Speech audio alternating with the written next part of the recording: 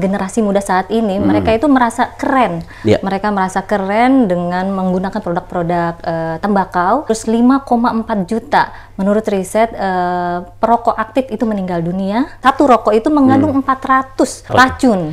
400 racun yang sangat berbahaya bagi tubuh kita.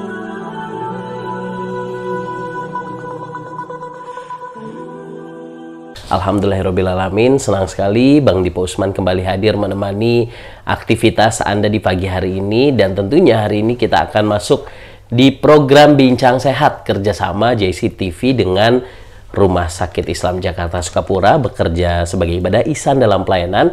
Hari esok harus lebih baik daripada hari ini. Rokok ini ternyata kalau Bang Dipo kan udah hampir berapa tahun nih siaran sama Rumah Sakit Islam Sukapura. Hampir seluruh penyakit itu, walaupun nggak semuanya sih ya Mbak Nita ya, itu faktor yang menyebabkan orang tersebut terkena hal tersebut ya rata-rata rokok.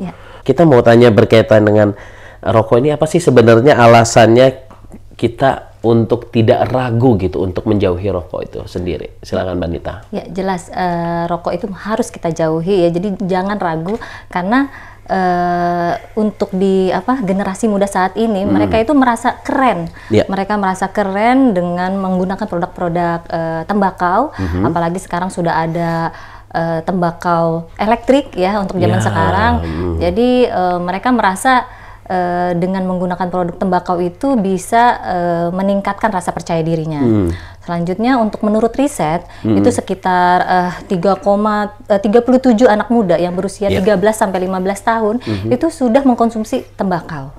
Terus 5,4 juta menurut riset perokok aktif itu meninggal dunia dan 600.000, nah ini yang mengkhawatirkan, 600.000 perokok pasif itu terdampak mengidap penyakit-penyakit sama seperti dengan perokok aktif. Karena dalam satu rokok itu mengandung 400 racun. 400 racun yang sangat berbahaya bagi tubuh kita.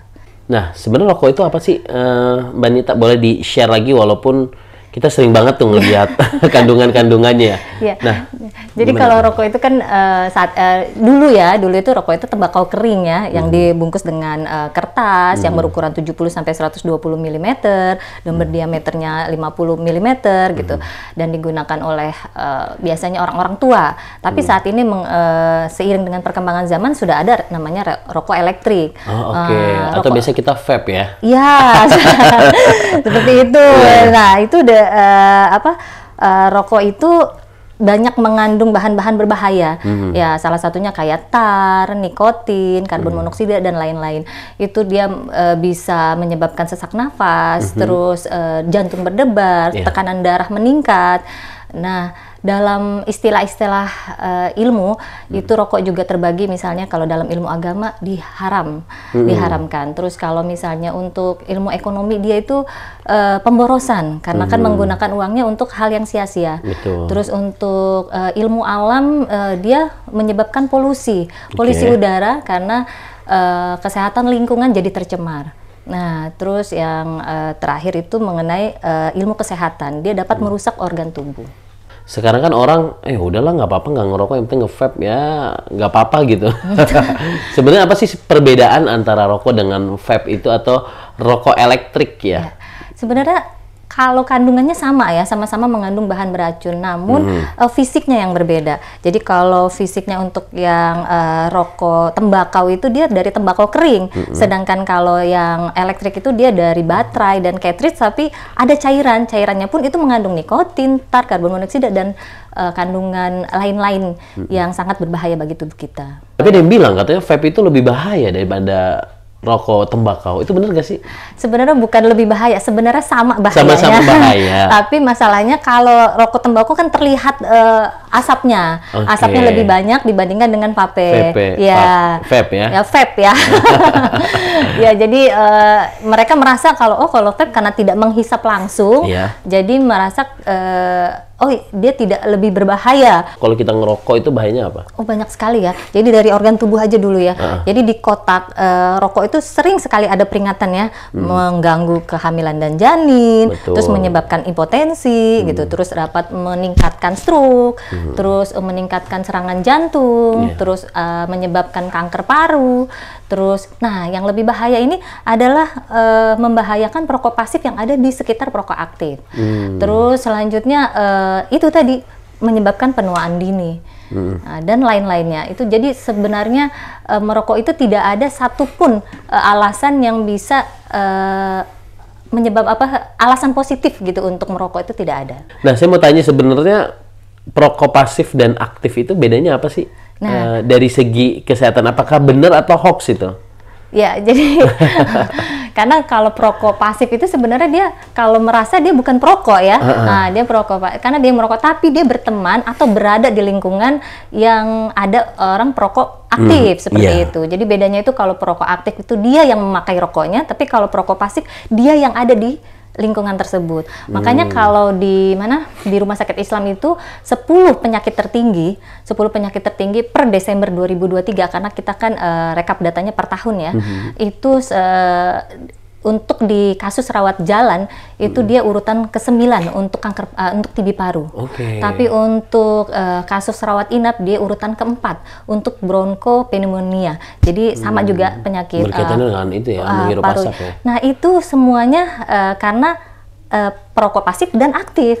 Seperti itu. Jadi 10 penyakit tertinggi ini sangat menjadi concern kita ya, untuk sama-sama sadar mengentaskan atau minimalkan atau mengurangi bahaya merokok tersebut. Nah, sebenarnya kalau kita bicara tentang rokok lagi nih, kan kalau di rumah sakit pastinya sudah diberikan ketentuan yang begitu ketat ya berkaitan dengan rokok ya. Bahkan merokok tidak boleh di area rumah sakit, khususnya Rumah Sakit Islam Jakarta Sukapura yang setahu Bang Dipo nih.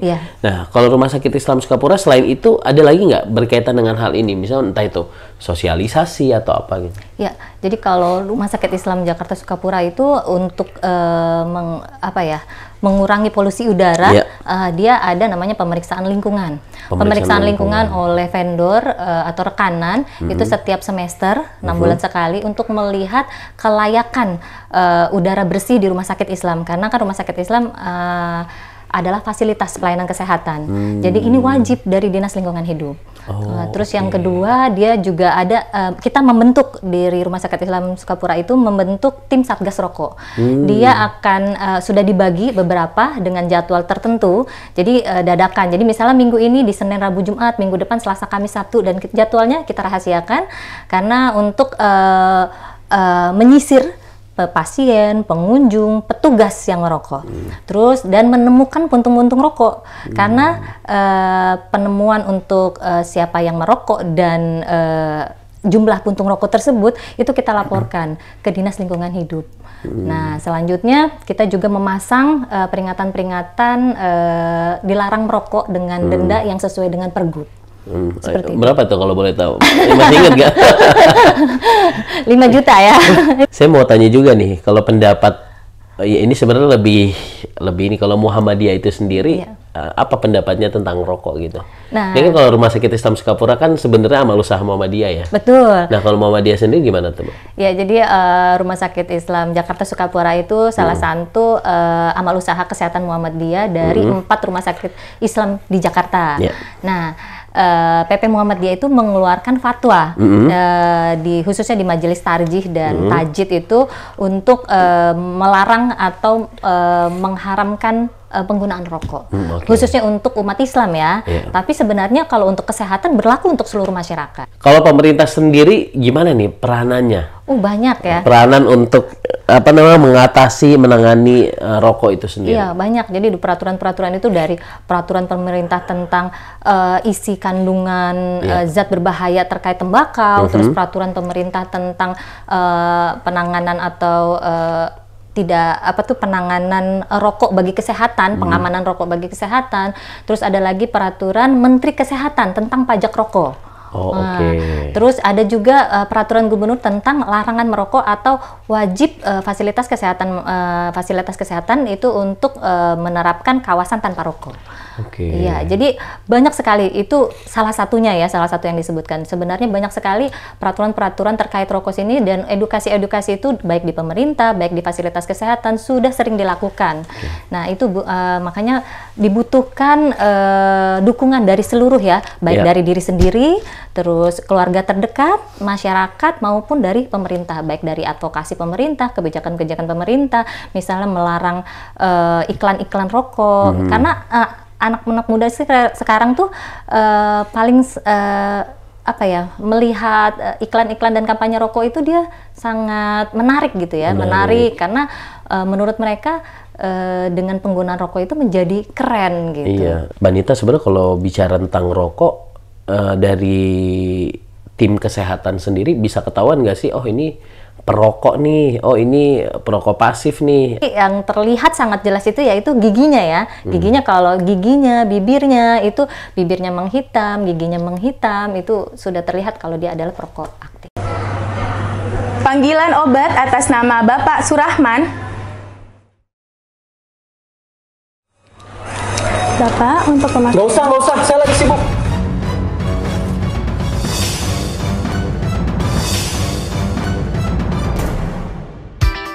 Bijak yuk dalam penggunaan obat, ingat 6 benar obat.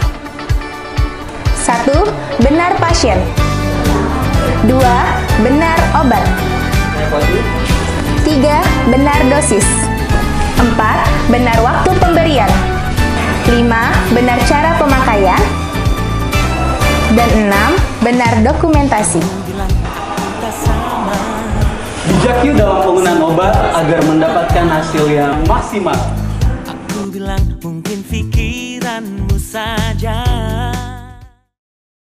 Apa tips agar kita tidak supaya bisa berhenti merokok tuh? Ya, jadi Bang Dipo untuk berhenti merokok itu sebenarnya dari diri sendiri. Nah, dari diri sendiri itu harus membulatkan tekad, komitmen, dan motivasi. Karena dengan membangun kepercayaan diri sendiri tanpa rokok itu tetap terlihat keren, maka bisa melatih untuk mengurangi rokok yang tadinya sehari 3 kali jadi 2 kali, 1 kali, jadi seminggu sekali, akhirnya lama-lama berhenti.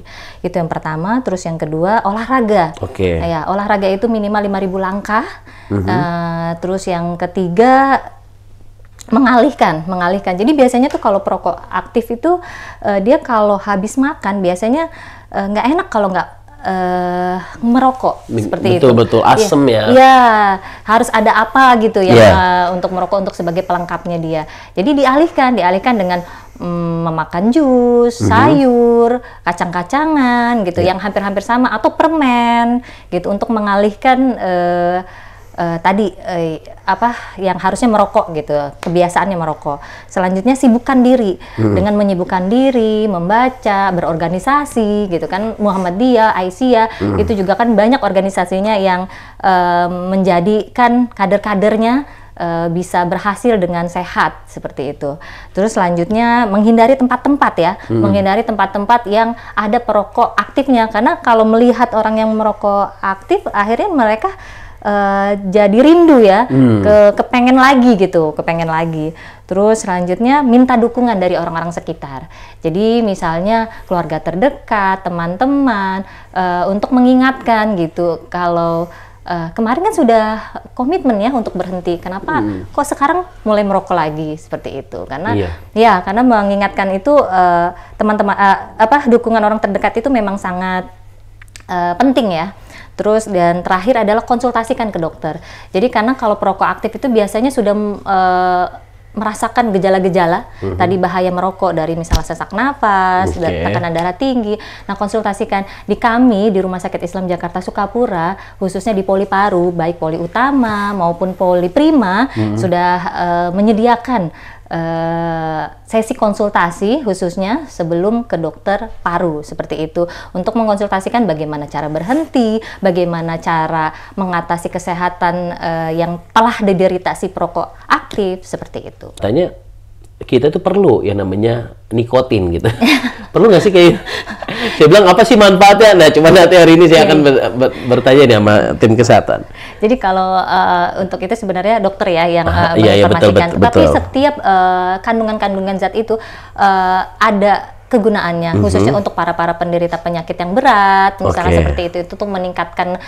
Jadi kalau misalnya tekanan darahnya rendah, untuk dinaikkan, tapi dengan syarat dan ketentuan yang berlaku ya, khususnya dokter yang meresepkan seperti itu. Jadi bukan sembarangan digunakan seperti itu. Iya. Pasti Mbak Nita sering lah ketemu lah ketika kita melarang gitu dengan dia cara menghindari atau dengan cara memberikan, oh itu bilang. Kalau misalnya yang rokok bilang itu yang di jalan-jalan itu asapnya kan sama aja dengan rokok begitu. Nah itu yang harus betul-betul aware ya kepada diri kita sendiri. Tapi sebenarnya sama aja nggak sih Mbak Nita? Yang asap-asap di jalan itu? Ya jadi kalau itu kan polusi udara. Polusi udara. Ya, polusi udara. Beda ya sebenarnya ya? Ya sebenarnya beda karena kalau polusi rokok itu kan karena ada tadi yang disebutkan ada kandungan tar, nikotin. Nah itu yang lebih berat karena satu asap rokok yang baru dimatikan itu 3 kali racunnya masih menempel di tempat-tempat yang di sekitar itu gitu, dan itu bisa menyebabkan 50 kali untuk bahaya merokok. Ya, Assalamualaikum warahmatullahi wabarakatuh. Jadi saya adalah pria 27 tahun gitu ya. Merasakan nyeri dada sebelah kiri saat menarik nafas, terkadang kumat ketika bangun tidur. Apakah ini disebabkan karena saya perokok aktif gitu? Terima kasih. Ya. Terima kasih Mas Agung sudah bergabung hari ini. Ya, terima kasih Mas Agung atas pertanyaannya. Ya. Jadi kalau tadi ya untuk salah satu syaratnya untuk berhenti merokok yaitu konsultasikan ke dokter. Ya, karena nanti di sana akan dilihat di anamnesa, diperiksa apakah tadi yang nyeri dada sebelah kiri itu memang karena merokok atau karena yang lain gitu, karena sebab-sebab merokok dan penyakit yang lain hampir-hampir sama. Jadi yang bisa mendiagnosis penyakit tersebut hanya dokter.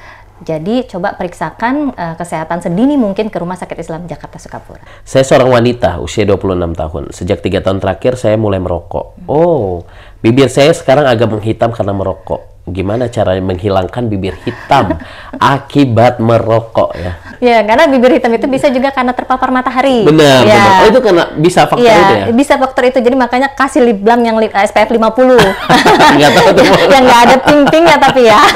Iya, ya. Bisa jadi lifestyle juga, style juga ya? Style seperti itu. Biar nggak kering. Betul. Tapi kalau ini gimana nih? Nah, kalau saya kasih saran, artinya dia tetap merokok dong. Iya. Iya, karena tetap merokok dengan bibir yang tidak hitam. Gitu. Seperti itu. Jadi yang pertama berhenti dulu merokok. Baru nanti berangsur bisa hilang bibir hitamnya seperti itu. Karena sebenarnya di klinik-klinik kecantikan sebenarnya sudah ada laser lip gitu ya untuk menghilangkan bibir hitam seperti itu. Dari Kena, Assalamualaikum warahmatullahi wabarakatuh. Saya pria usia 30 tahun. Saya perokok berat. Tadi saat mengaca pada rongga mulut bagian lidah saya terdapat bintik-bintik berwarna putih seperti bentuk keju dan sudah seminggu belum juga hilang. Ini apa namanya? Obatnya apa biar hilang gitu? Oh, perokok berat tapi ada bintik-bintik putih seperti keju. Di lidah ya? Di lidah. Jadi sebaiknya cepat ke Rumah Sakit Islam Jakarta Sukapura untuk mengkonsultasikan kesehatan Mas Kena ya, apalagi terkait lidah ya. Jadi bisa jadi itu kanker lidah, bisa jadi hanya sariawan seperti itu. Tapi kita tidak bisa melihat kalau gambarnya saja tidak ada, dilihat langsung juga tidak bisa. Jadi memang harus dipastikan dengan konsultasi ke dokter.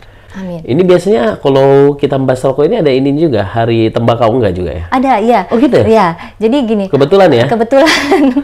Jadi kalau WHO atau World Health Organization itu menetapkan hari tembakau sedunia itu 31 Mei.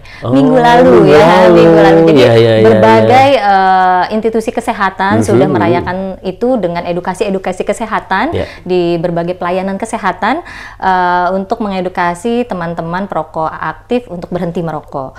Nah, ini juga salah satu perannya si organisasi kesehatan dunia ini sebaiknya kita dukung bersama. Jadi baik dari diri sendiri, orang terdekat maupun pemerintah. Jadi pemerintah meningkatkan pajak rokoknya agar harganya naik. Jadi itu salah satu alasan untuk berhenti merokok.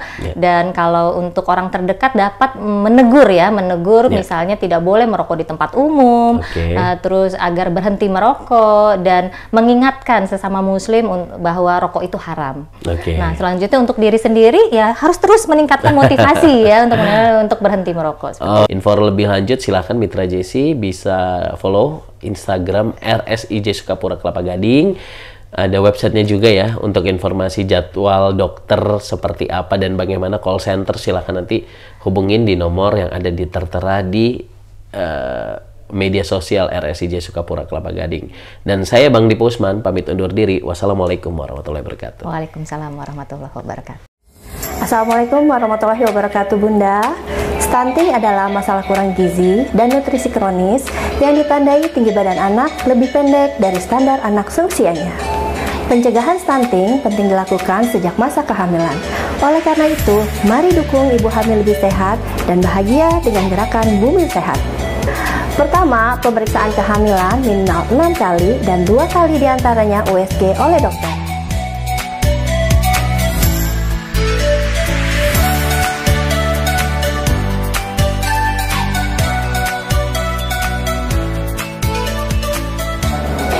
Yang kedua, mengikuti kelas ibu hamil minimal 4 kali.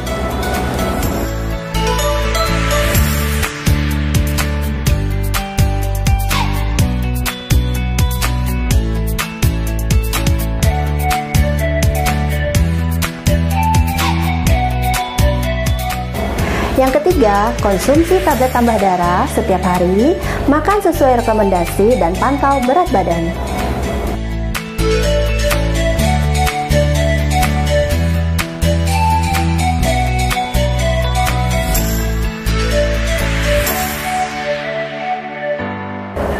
Yang keempat, melakukan persalinan di fasilitas pelayanan kesehatan.